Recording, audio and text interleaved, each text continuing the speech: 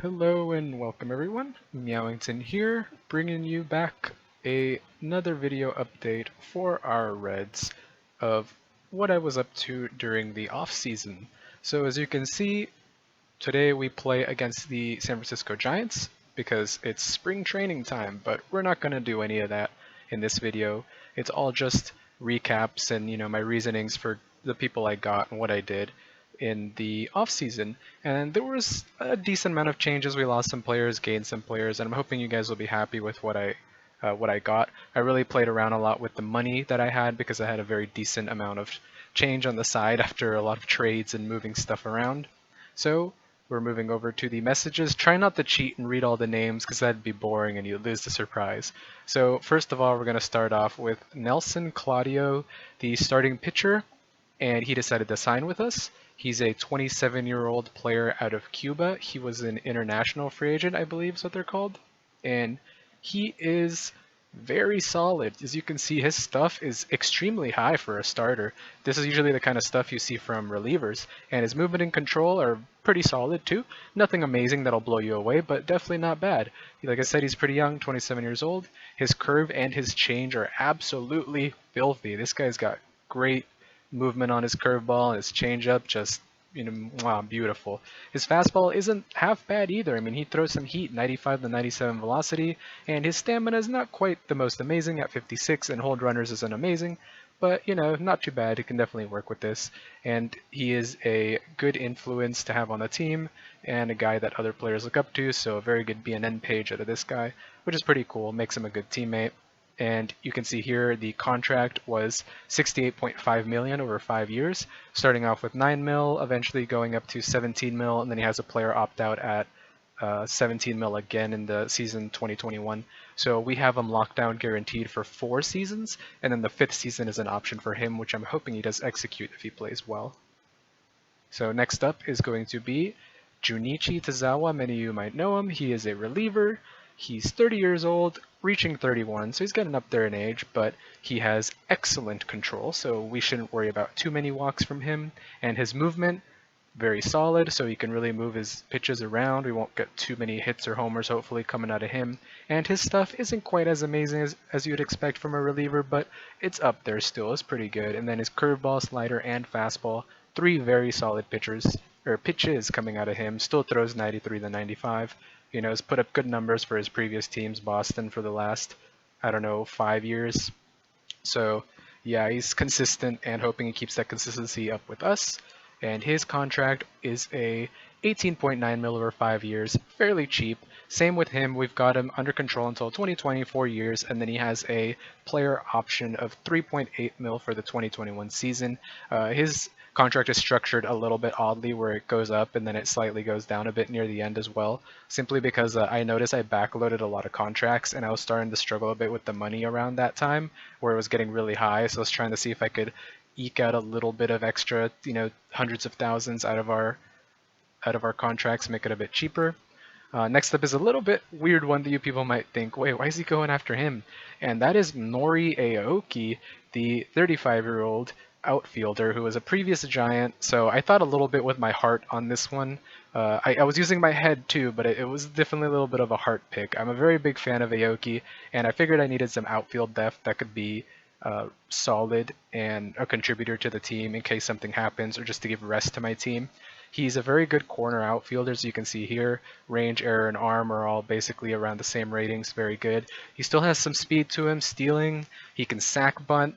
And the thing about him that I really like is that he has really, really good avoid Ks and good contact. So even though his eye and discipline is about average and not super amazing, so he won't draw a huge amount of walks, he could at least put the bat on the ball, and he should have a pretty decent average out there. Maybe move the players and the bases in case we have people on running in scoring position, I should say. Sorry. And he was pretty cheap. I signed him to 1.5 million in 1 year, and then 1,750,000 the next. So we're only paying him 3.2 over 2 years. He's not that expensive to be a backup and just someone to give rest for my players. And he's considered one of the team leaders, smart, good work ethic, well respected. So look at this, just absolutely great BNN page, and happy team, good work ethic makes him play better. Next up is Drew Storen. Drew Storen, I feel like I overpaid a little bit for him, but I just really wanted him, and I kept getting outbid a bit. So actually, I'll go to his contract first. You'll see 36 over 4 years, which might not seem like really overpaying and not half bad, but he started off at around like 5 million, so I could have gotten him closer to like 20 to 23ish, maybe 25, and then end up getting bumped up more and more and more. I think this is the cutoff where if the AI outbid me here, I would have just said, screw it and not gone any higher for him. So as you can see, 8.5, 9, 9.5, another 9 right there in the back. We've got him until 2020 as well. So as you can tell, the magic number for me is for the 5 years I've been attempting, and I'll say why later. But his control is just fantastic, just absolutely great. Really excited about that. Got very good movement. His stuff is still pretty good, not amazingly high. And then he's got 4 pitches with a slider, sinker, and fastball being very good. His main 3 pitches with a changeup that's slightly above average, but nothing too fantastic. And he throws 93 to 95. He is a neutral type, it seems, so doesn't really go for fly ball or grounders or much. And his stats aren't anything to really be amazed at. Like, he's not super fantastic or anything, but he is very reliable, consistent, and pretty good reliever. Definitely going to bolster our bullpen. And he's 29 years old, going on 30 sometime soon. And last but not least, the big signing, the big boy that I went after was Aroldis Chapman. He is once again a Cincinnati Red, and we're going to the contract right off the bat. So we locked him down for 5 years, guaranteed. There's no opt-out for him or anything. There wasn't even a team option thrown in there. We got him for $52.5 million. So he's getting 10, 10.5, 11, 11, then 10 again at the last year. Again, trying to cut down a little bit of money and a little bit of an incentive, even though it's pennies for this guy. If he can give us consistently 50 innings, he'll get 50 grand per. So that's what 50 innings every season is, $250,000. We all know about him and his crazy speed, his fastball and his slider, and the changeup that he never throws, yada yada. It's Chapman. Everyone knows Chapman, so there you go. His previous year in 2016 with New York, he absolutely killed it, and his walks are always going to be a bit of an issue, but I decided that I'll be okay with it just because he can give us such a crazy K count and hopefully get us out of some jams. He will most likely be our closer. Even though in the depth chart he's not closer right now, he'll probably get moved over there, and I'll move Diaz to a setup man or something. So yeah, this is the signings, and as you can see, like I was saying, I went for the 5 years because that was the estimate around when my guys are going to be really starting to come up from the minors and be ready to be called up, and we can make our push for playoffs and the World Series championship. So that's about the cutoff. 2020-ish is about the time I expected. I said 2018 the earliest, but I was wrong. It's 2017 already, and there's already a couple of guys that I'm calling up for spring training that could potentially take the starting roles. So yeah, anywhere from now until then is when we're going to be getting a lot of call-ups coming up. 2017, 18, 19, 20.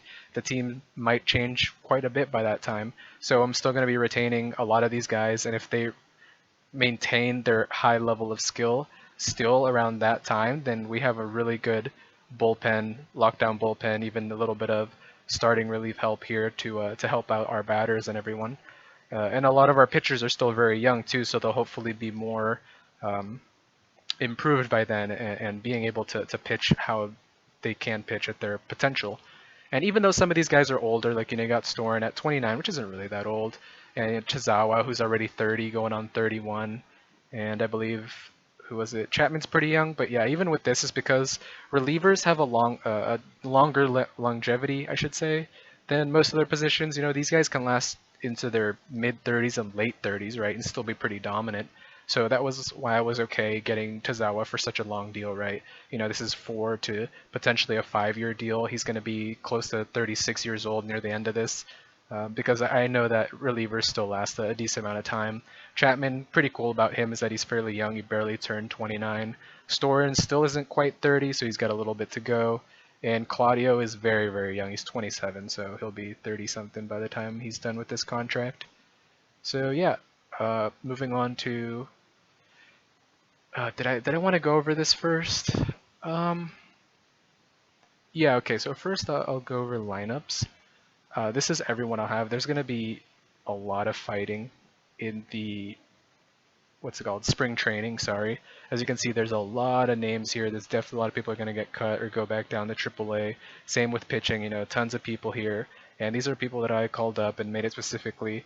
Is this on right-handed pitchers? Yeah, so you can see right-handed pitching here. You can see all the different players we have in all the different positions that are going to be sharing time in different positions as well to see how they're going to bat, how they can do, and if anyone can take the starting job. So Barnhart is going to be our starting catcher. That's guaranteed. He had a great season with us last season. I'm pretty happy with him being our main catcher going forward, but he will need rest because it is a hard job. So that's why we have this guy, Ramon Cabrera, that I called up. He's been doing fairly well in the minors. Finally did well enough in the minors that I'm like, all right, you know what? You deserve a shot to get called up, big guy.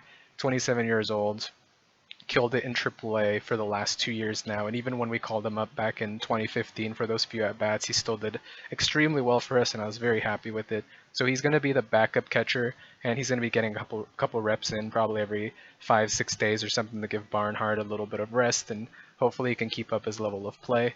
And he'll be hopefully a good backup in case Barnhart ever gets hurt, which I hope he doesn't.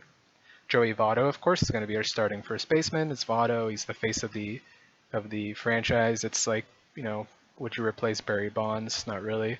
And we're going to have Adrianza playing a couple games every third game at first, just because I want to give Adrianza some time or some playing time. I want to see how well he can bat and if he can pick it up from last year, because even though he was a bench bat last year and there in case people got injured, he did fairly okay, but not really that great. Like his on-base percentage was a little low. He definitely was low average, and he doesn't slug for much, so he really relies on average and on-base percentage to be very impactful, although he is very good defensively, which is at least something I'm happy about. So he's going to get a couple of games in at first. Adam Duvall will get a couple games in as first, same reason as Adrianza, just want to give him some playing time. And second base will be not quite DeJesus, you guys will see, that's why I didn't want to bring this up first, but DeJesus is there, but behind him we have Tony Renda, someone that I called up from AAA, who did very well last year, and he has very good statistics, even though defensively he's not amazing, he's about average. And Carithers, again, who was our backup last year, who was a slightly stronger backup than Adrianza was. He was batting 266, 309, 313. So same as Adrianza, he's not a slugger, so he relies on average and on base percentage, which he did both better than Adrianza, as well as being a top-tier defensive player. So he's got a little bit of the edge right now going into this battle. So Adrianza's going to have to really impress to take the bench slot over Carithers. Not only that, but he can only play second and short, whereas Carithers can play second, third, and left. So even though he can't play short, he can play three positions fairly well. At third base, we have Suarez, who had a very good year for us last year, and in 2015 was definitely pretty solid. So he deserves this spot. He gets the starting slot with Jagailo, who I actually want to be our starting third baseman, but I can't really quite put him there over Suarez because Suarez really deserves it. So Jagailo is going to be taking a couple reps in, every third game for the spring training, and if he does well enough, then maybe I'll keep him at 3. If he does kind of poorly, I'll keep him at 5, 6, or 7, just to give Suarez some rest every once in a while and have him develop a bit better. But overall, I do want Jagailo to be our starting third baseman because he seems to me like a better Jay Bruce, where he's going to strike out quite a bit, but he has a lot of home run power. His contact and eye and discipline are solid, so he'll have slightly better average and on-base percentage than Bruce did while still slugging well. So I'm hoping he does pan out. I'm really excited about him. Carithers, again, is going to get some playtime at third. Cozart and Adrianza. Adrianza's just here because there's really not many places to give him playtime. So Cozart's going to get his obvious time. Adrianza every 4th, then over Votto every 3. I like this a lot too because then it gives my main guys rest quite a bit so that they don't risk as much injury. I really don't want to get any of my main people hurt in spring training. That's something you don't want to see. So I might even bump this up a bit more and give them slightly less play time, but I definitely want the rest to come off so that they can get back into playing time. And then Bryson Smith, a very recent call-up as well. He's one of the few call-ups with Jagailo and Renda, who I said I thought was going to be more like 2018, but they ended up surprising me. So Bryson Smith is an amazing left fielder. You can see that stat is max. He has very good range, great range, and then his throwing arm is pretty solid. Very good for sure, better than average, I'd say, so above average. And his error is, pretty average, nothing amazing, but definitely not bad. He's got some speed, stealing, and base running over there, and his batting stats are about pretty average, really nothing amazing. He won't really impress at the bat, but he has done very well for a long time in the minors, to the point that I'm like, all right, I might as well call him up. The guy's played 2 years now in AAA, and his first full year in AAA, you can see he had 534 plate appearances, 480 at bats, 72 runs, got 130 hits, 21 doubles, 2 triples, 13 homers, brought in 64 RBIs, walked 42 times, struck out 110, so it's a little bit up there, and he managed to steal 24 bases with only 4 caught stealing. His slash was 271, 333, 404, so very respectable slash line, and pretty good all-around kind of guy. I definitely don't mind him being my starting left fielder over, I believe it was Holt, who was a little bit disappointing. Started off hot, but really fell off. And then Duvall here, who's going to be fighting with him for the starting spot, because Bryson Smith, I believe, oh no, he's 28, so he's not super young. So he's pretty close to his potential. Yeah, you can see he's reached almost his full potential. And yeah, Duvall's going to be fighting with him. If Duvall can play decently enough and start doing well enough, then he might be able to take the spot over him. But if not, then Duvall is just going to be taking over every couple days just to give Bryson some rest. Nori Aoki, because I want to see if he can be more than just the fill-in guy in case people get injured, or just like the very rare backup guy. So he's going to be getting every 5 games over in left, and then every 6 games over in right field, to see if he does decently enough to maybe even take the bench role over Duvall, and Duvall just kind of sit around and wait until someone gets injured. So there's quite a big fight over left field right now. And in center field, Billy Hamilton, he's definitely our starting center fielder, and I do not expect that to get taken. But I did call up Phil Ervin because he is someone who I was expecting to be our starting center fielder potentially in the future. I feel like he has the potential, again, if he reaches these stats and potentially surpasses them, to be a Billy Hamilton-esque player, if not a little bit better. Billy beats him defensively and in speed by quite a bit, as you can see, but he's still a speedster on his own and has solid enough defensive ratings on his own, but I feel like he can be a little bit more offensive oriented. So we take a small hit in defense and speed in order to gain a bit more consistency in terms of batting. But the problem is that even with this guy's really good speed, and he's got 30 bags here, 30 bags here, I doubt he's going to be more than like a 20 to 30 stolen bags a year kind of guy. He's not going to be like a 50 to 70 Hamilton kind of guy. So we'll have to see how it goes. Billy's still pretty young, but if he really, really starts declining heavily, then Irvin could potentially be his future backup. And in right field, we still have Waldrop over as the starter because he proved to play better than Winker. Winker will be there in the backup position. He seems to have declined a little bit, and he no longer seems to be the like guaranteed higher ceiling guy. It seems like Waldrop sort of took him over a bit.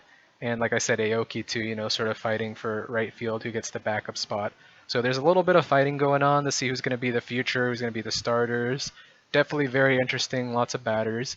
And with pitching, it gets even more wild. We have, and I should say I'll explain it later, but let's just say right now we have 7 pitchers all fighting for the starting spots. I signed Claudio with the intention of him being our ace, or at least just a very, very solid player. So we have Finnegan, Desclafani, and Lamb, which everyone's well aware of who they are. Rookie Davis, who was a very big surprise, who deserves his shot for sure because of how well he did.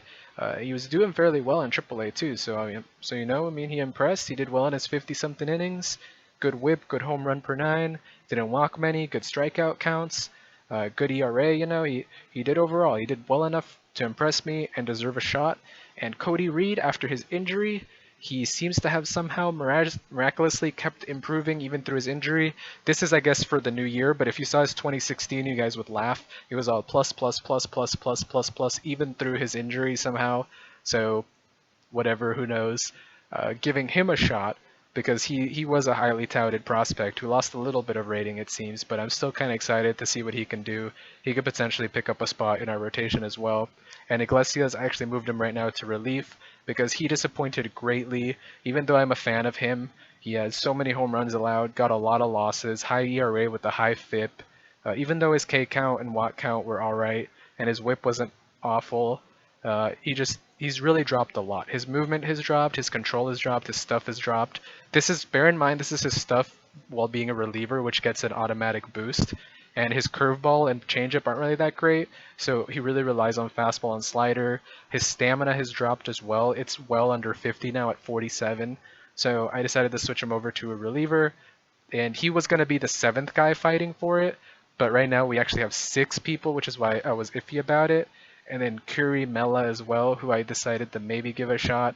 He'll probably go back down to AAA and play an entire year there, maybe a year and a half, to see if he can fix his control issues, and then maybe call him up in the future as either a starter or as a reliever. So we'll see how that goes. And all of these guys just all fighting for relieving slots right now, so we definitely have it pretty stacked. And Jacob Rame, I don't think he showed up because he was a Rule 5 draft pick.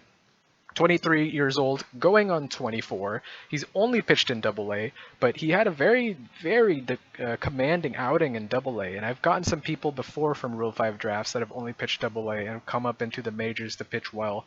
His stats are very good. He's got great stuff. Movement is solid. Very good control. It's got a killer fastball and slider, and his changeup is also solid and has the potential to be very good. To have 3++ pitches, very impressive. You can see here good pitching rating. Hold runners is definitely solid, and he pitches 94 to 96. I mean, who knows how he'll turn out? I'm pretty excited about him. He's lost a little bit of velocity and potential stuff, but it's not a huge deal. So pretty excited about this guy. And the last thing why I got a little bit iffy is I will show you. Let me see. How should I get to this? Off-season center. Going over to player trade. Here it is. So let us find them. Who was it? The Brewers, so Milwaukee. The reason I was iffy on telling you guys some stuff and wanted to see if I should start this way and going through this is because I actually have a trade lined up where we're going to be ditching Raisel Iglesias and Ivan DeJesus, as well as 3 other players, a couple of prospects and some guys in AAA, that are kind of MLB ready or almost MLB ready, for 2 prospects from the Brewers and cash considerations as well. So the reason you might be wondering, why is he getting rid of Raisel Iglesias after he spoke so well of him? And the reason is because of what I told you earlier, where he's just been losing a lot of ratings, he's been declining a bit, and he wasn't really the ace I was expecting him to be. Sure, he's fairly young, and maybe I should give him 1 or 2 more years, but if he declines, then, I lose my chance. Right now, he's pretty heavily liked by the AI, by players, by people. It seems very realistic in the real world, how if you hold on to someone for an extra year or 2, they might start to decline and people won't really value him as much. So I thought about it as, okay, it seems sort of realistic to maybe let him go, especially for some future prospects, because we are in rebuild mode and I'm trying to grab as many good prospects as I can, as you guys have seen in my previous trades and such. And we have very many good young pitchers still that have their chance to progress, and we have a lot of good relievers as well, and a lot more pitchers coming up. So we're fairly okay on the pitching front, and our batters is sort of what's lacking right now. Even though we do have a lot of youth, we're not really sure how they're gonna do. And Ivan DeJesus is because he had a good 2016, so his value has gone up. He's 29 years old, almost 30. He's reaching that point where it's like, oh, we don't want overpaid veterans or old people. So right now is the time to let go of him. That good year that he had for us is enough to give him a little bit more value. He's still got good ratings. He's good defensively.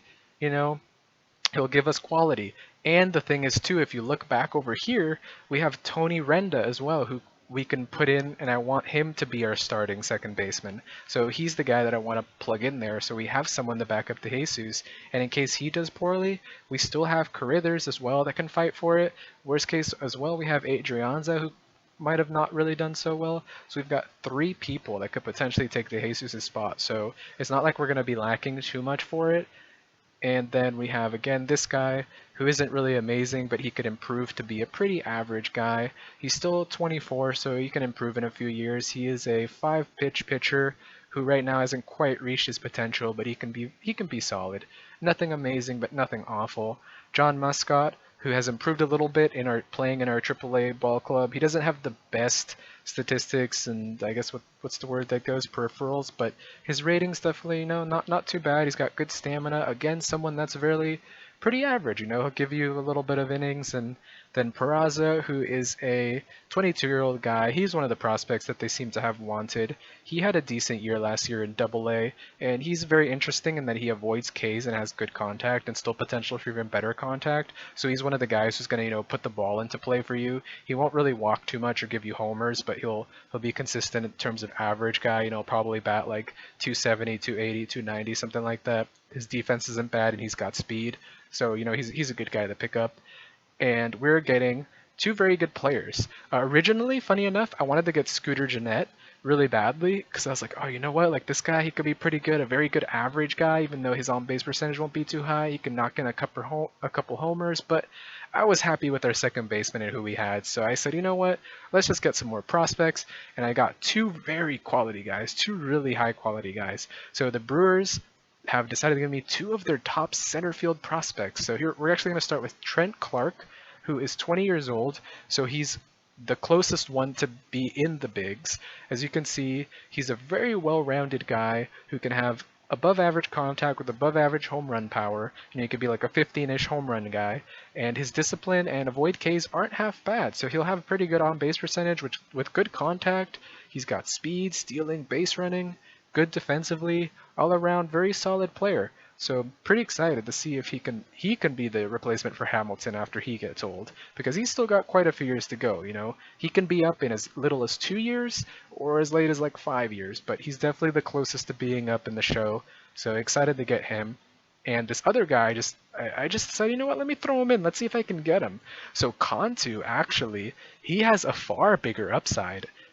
But the problem is he's very young. He's 17, so he's got quite a while. But as you can see, he is elite. He has the potential to have amazing contact, gap power. His home run power is about average, but he can still knock in about 10 or so, maybe a little bit more, with amazing discipline and eye and avoid Ks. So this is a guy who's going to give you like, 280 to 300 average with a solid like 340, 350 on base percentage and still slug like 400 plus. Like this is a superstar quality player because he also has speed, base running. He'll steal a bunch of bags for you. He'll get you 20, 30 steals.